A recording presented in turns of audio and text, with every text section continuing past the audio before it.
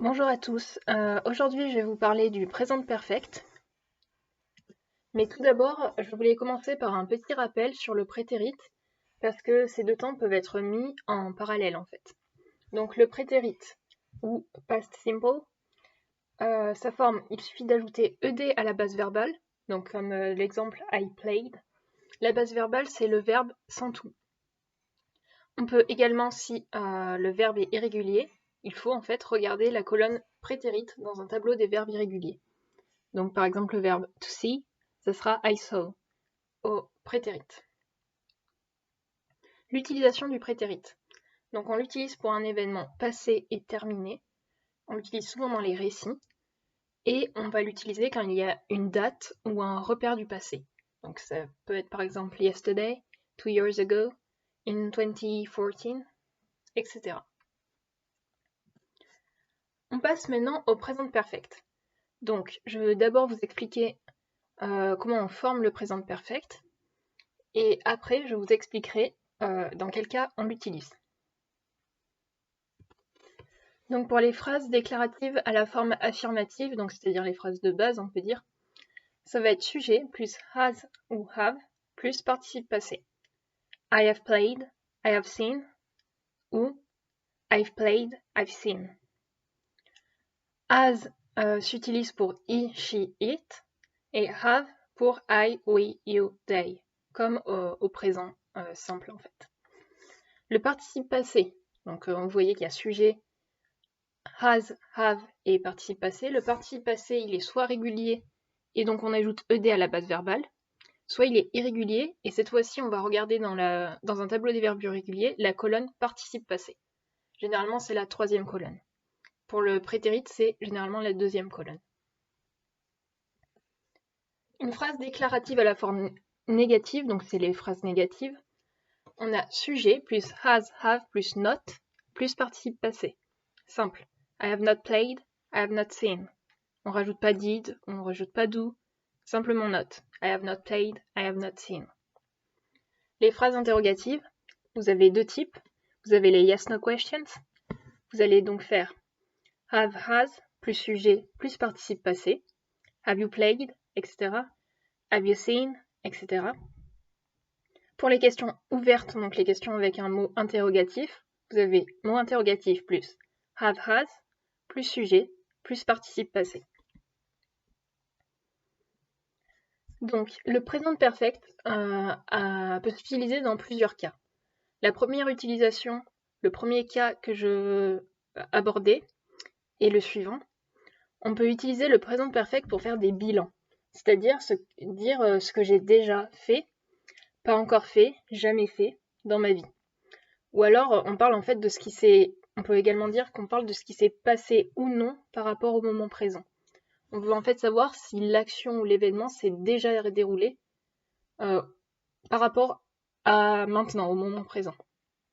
Et pour cela, on va utiliser des mots comme ever, never, already et yet. On va d'abord aborder le mot ever, qui s'utilise le plus souvent dans les questions avec le présent perfect. Ever signifie à un moment dans la vie de quelqu'un. Have you ever watched The Crown?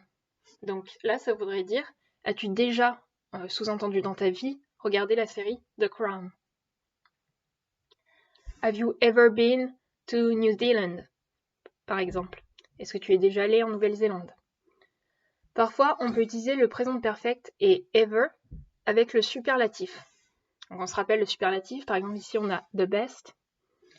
Donc on pourrait dire it is the best film I've ever seen. It is the best film I've ever seen. C'est le meilleur film que je n'ai jamais vu, en français on dirait. Donc ever le plus souvent dans les questions, pour demander si on a déjà fait quelque chose à un moment de sa vie.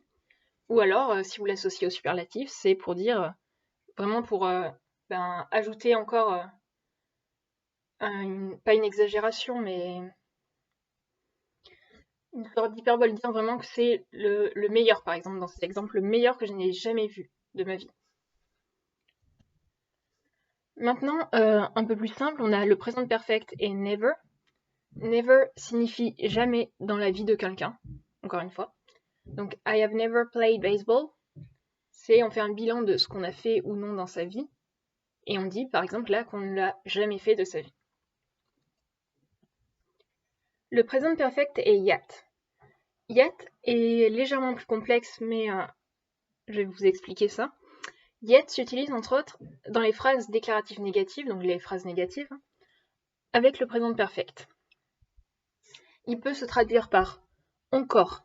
Et avec not, on dit que la personne ne l'a pas encore fait, mais elle a l'intention de le faire ou elle doit le faire.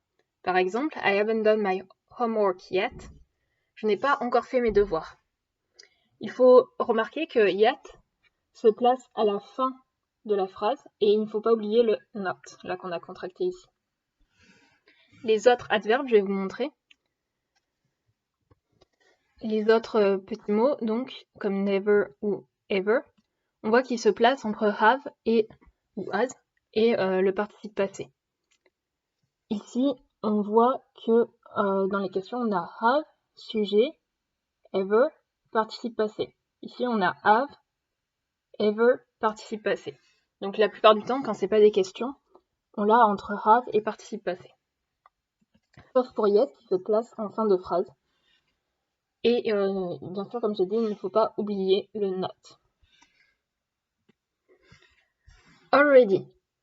Donc on peut utiliser already avec le présent perfect pour dire que l'on a déjà fait quelque chose, mais dans un contexte précis. Par exemple, si vous avez donc la personne à qui l'on parle sait que l'on avait prévu de faire quelque chose bientôt, et on lui dit qu'on l'a déjà fait. On l'a déjà fait cette chose. On peut même dans ce cas utiliser already dans une question, mais ça c'est un peu plus complexe. Donc si je vous dis I've already served today, donc la personne à qui je parle sait que je devais surfer aujourd'hui ou en tout cas bientôt, et je dis je l'ai déjà fait. Pour aujourd'hui, je l'ai déjà fait. On peut dire également qu'on a déjà fait quelque chose dans sa vie en général, comme si on faisait une liste de tout ce qu'on avait fait, de toutes les expériences qu'on avait fait dans sa vie. Et on dit, par exemple, je suis déjà allée en Australie. Et là, on va utiliser le présent perfect seul. I've been to Australia. Ça voudra déjà sous-entendre qu'on l'a déjà fait dans sa vie. Pour aller plus loin, je voulais vous parler d'une différence entre les deux phrases suivantes. I've been to London et I've gone to London. Been signifie qu'on y est allé et qu'on est revenu, alors que gone, on y est allé et on y est toujours. En ce moment, I've gone to London, je suis toujours à Londres. I've been to London, j'y suis allée, je suis revenue chez moi. Maintenant, je vais vous parler de la deuxième utilisation du présent perfect. Donc on utilise le présent perfect pour parler de situations qui ont commencé dans le passé et qui continuent aujourd'hui. Elles ne sont donc pas terminées. Et pour cela, on va utiliser des mots comme how long, for et since. For et since. Donc pour dire que quelque chose dure depuis un certain moment, on utilise for ou since avec le présent perfect. L'action n'est donc pas terminée, comme je l'ai dit précédemment. For, on l'utilisera pour traduire depuis avec une période de temps. Par exemple, I haven't seen James for 2 years. Je ne l'ai pas vu depuis 2 ans, depuis une certaine période de temps. Alors que since, ça sera depuis plus un point de départ. I haven't seen James since 2019. Je n'ai pas vu James depuis 2019, depuis ce point de départ. Et on pourra également dire I haven't seen James since I left the town. Je n'ai pas vu James depuis que j'ai quitté la ville. Donc là, on a since suivi d'un prétérit, left, mais bien précédé d'un présent perfect. I haven't seen, sorry. Donc je vous ferai une autre vidéo je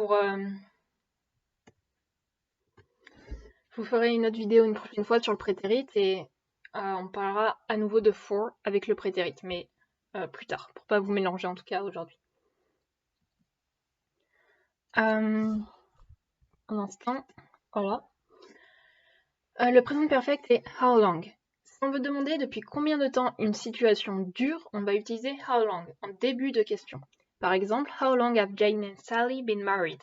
Depuis combien de temps James et Sally sont mariés? Depuis combien de temps ils sont mariés?